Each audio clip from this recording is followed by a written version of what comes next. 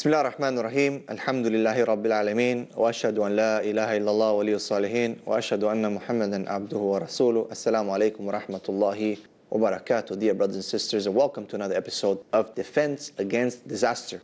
In the previous episodes we talked about the history of the battle, the spiritual battle, and how the people who are attacking Islam have changed their techniques and that we need to be updated. We said that they become more academic. They've dug into our scriptures, into our texts. Bukhari, Muslim, Ibn Majah, At-Tirmidhi, Abu Dawood, all the books of hadith, they have picked them because, of course, now it's very easily, readily available on the internet. They have people who know Arabic. They've studied Arabic. There are Arabs who are not Muslim, who are helping them. They have come up on satellite TV. They're trying to flood the internet, YouTube, social media with doubts so that you, brother and sister, might deviate and leave Islam. And this is not exaggerated. This is nothing. You want to do it, you want to see it, you can find it very easily.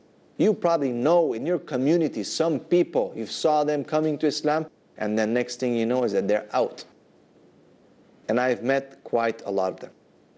So we talked about how this started with the battle between Adam and Shaitan. The Shaitan whispered doubts into Adam's heart and into Eve.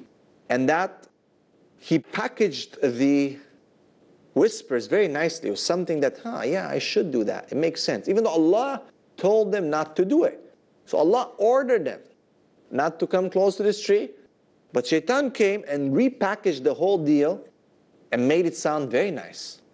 And that is why a lot of times this is how we work. Is Allah orders us not to do something, and then we try to, well, yeah, but I think I can do this here, or there's an exception there, or I think I should do more or less, or these kind of arguments. And this is what makes no sense. Now, if we go back to the history of the battle against truth, we find that the people who are on the truth were never really fully embraced, especially at the beginning, by their people. This is just an oft-repeated story and trend. All the prophets were accused of sorcery, evil, madness, lying. Even Prophet Lut, when he was calling his people to truth, what do the people say? Look, even truthfulness, righteousness was twisted the way they say that these are people that they like to be purified.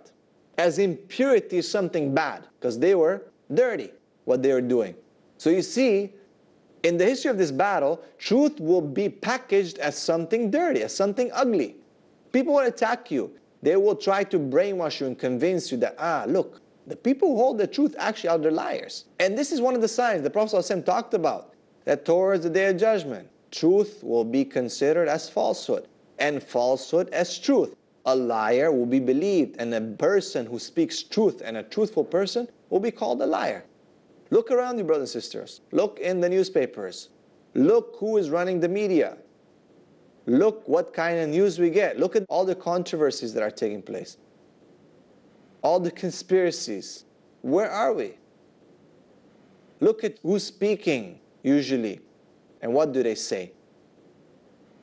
In the end of the day, they're trying to convince people that Muslims are a threat to humanity.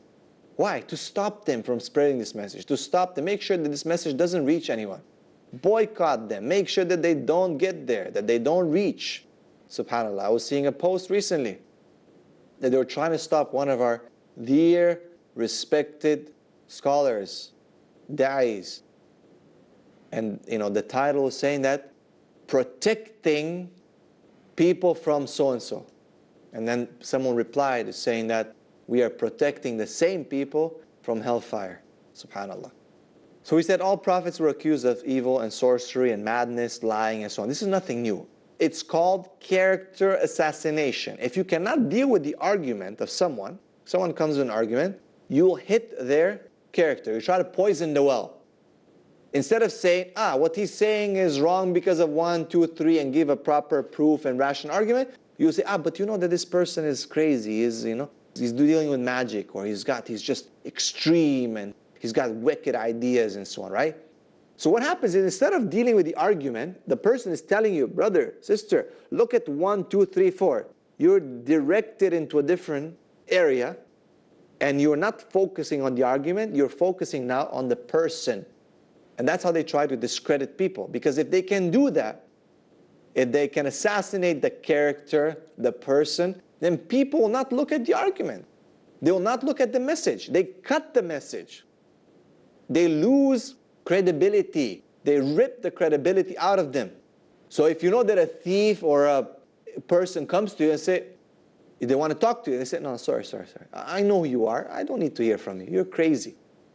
That person might be carrying valuable life information, and you are not allowing him or her to speak because you were conditioned to believe that this person is not a credible source. That's exactly what is happening. That's exactly the oldest trick in the book. Why do people resist? And why did they resist prophets, for example? Why do people resist da'wah? Why do we find that there's so many restrictions? See, because people cannot submit. You find that, again, in the history of mankind, when the messages were sent, why do you think that Allah subhanahu wa ta'ala sent so many messengers? 100-something thousand prophets or more. Why? Why not 1, 2? No. See, because people kept changing and changing. Some people accepted, and as time goes on, slowly, their desires and nafs started realizing, well, I don't know, this is a bit too hard. Let's change a little bit. Let's say this in a different way. How about we change this word a bit and say it in a nicer way so that this guy doesn't get upset? Slowly, as time passes on, the message changes. Because people do not submit. They can't accept it. To them, it's too harsh. I don't agree with it. It doesn't make sense to me. With all respect, it doesn't make sense to you what? Is truth dependent upon you, upon how you feel? Or is truth inevitably what was revealed? The question is not how you feel about it, whether it is true or not, whether it's been revealed by God or not. That's what people need to ask themselves. See, if you ask most religions today, and you go and have an argument with someone, or you try to give them dawah, and you say, why do you reject Islam? They say, oh, you guys don't, it's difficult, you have to do this, and you have to do that. And so you don't like it because you think you cannot do it, or you don't agree with it. The concept of hijab, right? Most people say, women are oppressed in Islam. Hijab, it's too difficult, right? Well, excuse me, why? Because you think so? Because you don't want to wear it? That's oppressing? No. The question that you should ask yourself is is this an order from God or not? Was this revealed from God or not? Doesn't matter what our minds, because you and your friend might think differently, and your neighbor will think differently, and your colleague and your schoolmate will think differently. So then how do we live life with all these different opinions? That's why it's called submission. Submitting your will to the Creator. But wait, how do you know? That can be blind faith, right? No. You see, brothers and sisters, Islam doesn't call you to blind faith. Islam calls you, first and foremost, to have basira, to have certainty. What is that? When you establish 100% that this message is from the Almighty Creator. You know without a doubt, khalas, you've exerted your brain to understand, these are the proofs from God, that there's no way that this book, this revelation can be from any other human being. As one of the scholars said, the difference between the word of Allah, the Quran, and the words of human beings is like the difference between God and mankind. You understand? Let me repeat that. The difference between the Quran, which is the word of Allah, and any other book that's written by human beings is like the difference between the Creator Himself and human beings, and you and I. Such a huge difference. When you read the Quran and you find the perfection of it, and you read any other book and you find the human error, then you notice that it cannot be. Wallahi, if you use a computer, if you use your cell phones, your mobiles, bring up everyone together. And this is not me saying it, Allah is saying it. وَإِن كُنْتُمْ فِي رَيْبٍ مِمَّا نَزَّلْنَا عَلَىٰ عَبْدِنَا فَأْتُوا بِسُورَةٍ مِّن مِثْلِهِ. وَادْعُوا شُهَدَاءَكُم مِّن دُونِ اللَّهِ إِن كُنتُمْ صَادِقِينَ. So if you are in doubt about what Allah has revealed, then you produce something like it. And if you say the Quran is from human beings, then okay, you can do it as well, because you're a human being. Okay, get your computers, get your Arabic people who are not Muslim, Christians, many of them, and come together, all of you come together and do it. Make one surah like it, one chapter. And they can't. That's the thing. We're going to take a short break. We'll be right back. I hope that you're excited as I am. I hope that you are following up with this. Inshallah, we'll see you after the break.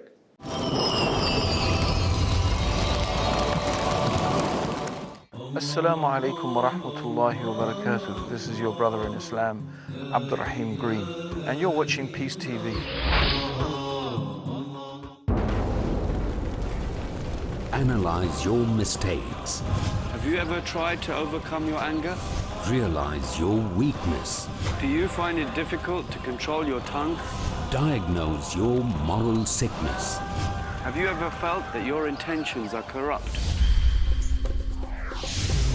Learn the steps essential to nourish our souls in Purification of the Soul. Every Thursday at 6 p.m. and repeat telecast at 5:30 a.m. India on Peace TV. Peace TV presents. We pray to Allah subhanahu wa ta'ala that may He make this Dubai International Peace Convention larger and bigger every time. The philosophy for real peace. Listen to the words of Allah. Every word in the Quran is perfect. This is the message of Allah which He wanted us to communicate to the whole world. Pure, pragmatic, perfect. The Muslims Allah subhanahu wa ta'ala created for the humanity. Respond in a way that is best. Its basis to promote infallible teachings, righteous principles. Islam, it means peace. Worship none but Him. You will be at peace. True values. Each and every Muslim, you have to obey the commandments of Allah. To create a society free from chaos. My mission of life is peace in every home. Know the greatness of simple and successful living in Islam in Vogue. Next on Peace TV.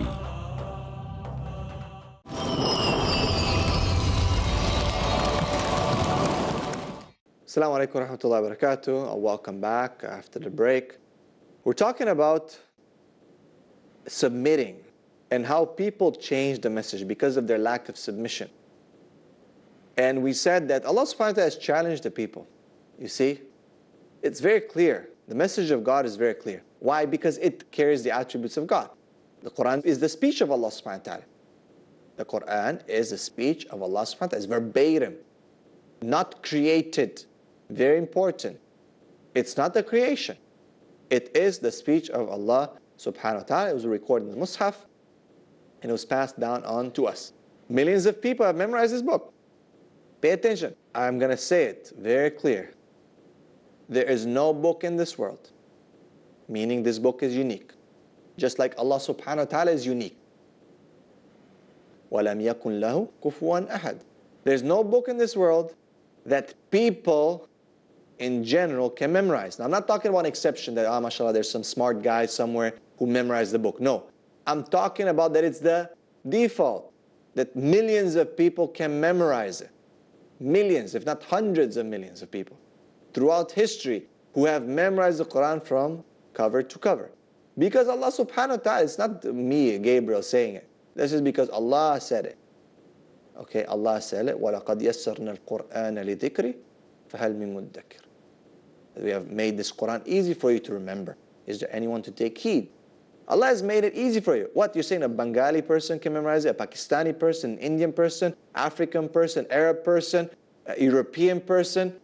And they don't speak Arabic, most of them, but they can memorize because what? وَلَقَدْ يَسَّرْنَا الْقُرْآنَ لِذِكْرِ. Allah has made easy the Quran. How? How it's easy? When you look at it, it's like, wow. Because it is a miracle. The first time you learn how to read it, and you look at it, it's difficult. You start reading it, and it just flows. And it flows right into your mind, into your heart, and you become a hafidh. of the Quran, or a guardian, a person who protects now the Quran. You become part of this miracle. Again, before the break I was saying that the difference between the Quran and any other book is like the difference between Allah and human beings. And it can never be close. It can never come together. It's never going to be any parallel between. Because the Quran is the perfect speech of Allah subhanahu wa ta'ala. So keep that in mind when you look for proofs. Keep that in mind when you want to reject the message because you think you don't agree with it. You think it doesn't make sense to me. With all due respect, you are contradicting yourself. What God wants from you is to establish first and foremost that this is the truth. If this is the truth, finish, you're done. The details of things, all the details, you might not know. But the core, the foundation, you have full certainty in. Example. One of the scholars gave this example that, look, if a person comes to you and in a village and asks you, I need to be directed to the best doctor. So you use your faculty of intellect to say, okay, I think, we all agree, our society knows the best doctor has proved himself is this person, Fulan and Fulan, So you take this guy to this doctor, you've exercised your intellect, the best of your abilities. The consensus of all the people is that this is the best doctor. So you take him to him. So the patient comes in the presence of the doctor, and you are there as well, because you are the one who escorted him. And you hear the diagnostic of the doctor. He gives you the diagnostic, what it is, the disease, and then you leave with that person. So far, you've done everything in accordance to rationale and what dictates that you've used exercised your mind, and you've taken him, you've heard the diagnostic, and now you leave. But you take that person to the side and you say to him, you know what? I don't think this doctor is correct. And then you give him your opinion. You've just contradicted yourself. Because you've said that this is the doctor, this is the truth, this is the best. But then when you hear the order of the doctor, who supposedly knows better than all of you, then you say, no, this is not correct. And this is exactly what happens to us. This is exactly what happens to human beings. Is that, we exercise our knowledge, we should know till we decide what is the truth. The proofs are there. What is the Quran? What is Islam? What are the proofs? Scientific proofs, miracles that no one could ever come close to. No human being. I'm saying it over and over again. The challenge is open. But then when we hear about hijab, don't eat pork, don't drink alcohol, don't do this, pray 5 times a day, we're like, I don't think this is correct. I don't like this. You've just contradicted yourself. You've said that, he is the creator, he is the one who knows better, he's the one who created me. But then when he gives you the order, you say, this doesn't make sense. I don't like it. All the proofs are there, but then you still say, no, it's not good. You've contradicted yourself. And you can't do that. You can't deny Allah because you do not feel well about something. So because of this, people have changed the message. This is what happened with Shaitan. Shaitan knew that Allah is the creator. Allah told Shaitan, spoke to Shaitan directly. Do you think anyone would have doubt about that? Shaitan knew it. But you see, when he said, أَنَا خَيْرٌ مِنْهُ, I'm better than him, he told Allah that, look, I know you're Allah, but I don't think you are making the correct decision. That's exactly what some people are doing today. That they think that they know better than Allah. Why? Because their hearts cannot accept something. They feel, this is too harsh, this is too much. I don't know, this hadith is not, so humanistic and so, pleasant. And this ayah maybe could, in our time, it's not good. This is exactly what we're doing. So God created us, God gave us the instruction manual, but then we challenge it. Why? Because we think with our limited 5% or less of capacity of the brain that we use, that we think that we can challenge the rule of the master of the universe, the creator of the heavens and the earth, which is totally irrational, baseless, illogical, you name it. Let us move on. Up to the 19th century, the attacks were mostly from a religious point of view, if we look into it. it was mostly from a religious point of view. We find that when the British Empire invaded India, that one of the things that they did is that they brought their missionaries with them. So they converted a lot of the Indians to Christianity. You know, you have the likes of Sir William Muir and many other people who wrote and were part of this intellectual movement. And a lot of people went, from the scholars of India, who stood up to these people and debated them. However, those were usually within the religious realm. Okay, you'll find, again, people debate Quran, Bible, different things. And sometimes the debates were open. Sometimes the debates were publicized and so on in newspapers. But you see, that's exactly how the colonizers worked. They wanted to go and colonize and take over a country, so they brought in their religion with it. Because once that religion can be put onto them, it will be easier for people to accept the colonization. So you have to understand that this is not just from a spiritual point of view, but sometimes this battle also has political interest. However, in the 20th century, the Darwinism created a paradigm shift. Okay, now in the 21st century, moving on, we find that it's not just about religion anymore. Now it's the question of whether God exists or not. Social issues, humanists, people who are talking that, look, we don't need religion to tell us to be good. And they themselves now are doing their dawah. Atheists, agnostics, Satanists, everyone now has some kind of say or can have a platform to press their opinions and their beliefs. And that's exactly what deen means. A deen is a path. A deen is a way. And these people have a deen. Okay, they always accuse people of, you religious people, religion. But what you are pushing through is also a religion. Atheism is a religion. It's organized. It has a set of values, ideologies, even certain rituals. Now, I'm not talking about religious rituals, but there's certain things that they follow and they do. Rituals doesn't necessarily have to have a religious connotation, even though, originally it does. So there's a paradigm shift now. You find that Islam is attacked not only from one point of view now, but from many, many points of view. So the fight intensifies.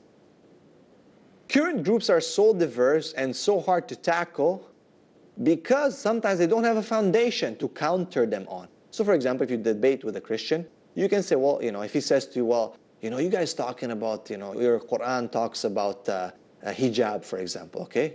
We don't agree with this. But then you show, well, wait a second. Also, your Bible talks about hijab. Look at Mary, the mother of Jesus. She was wearing hijab. Okay, if you look at all the pictures in the Catholic Church, she's covered, her hair is covered, like the Muslim, because she was a Muslim, actually. So you see, you can hold them back to their own book. But when you talk to certain people, atheists, they say, well, it's hard to keep them onto, they don't have a foundation that you can keep them on when it comes to double standards. They'll accuse you of something and then, you can point back to them and say, well, you also believe in that. So you have to be, it requires a lot of effort and training and intellectual strength for the Muslims to be able to counter these new ideologies and new ideas.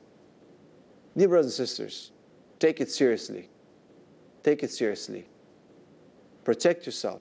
Invest in yourself. Invest in your communities. Make sure that you can contribute to this great struggle, this intellectual struggle of protecting yourself from apostasy. This is your host, Gabriel Al Romanni. We ran out of time again today. We'll see you on another episode of Defense Against Disaster. Assalamu alaikum wa rahmatullahi wa barakatuh.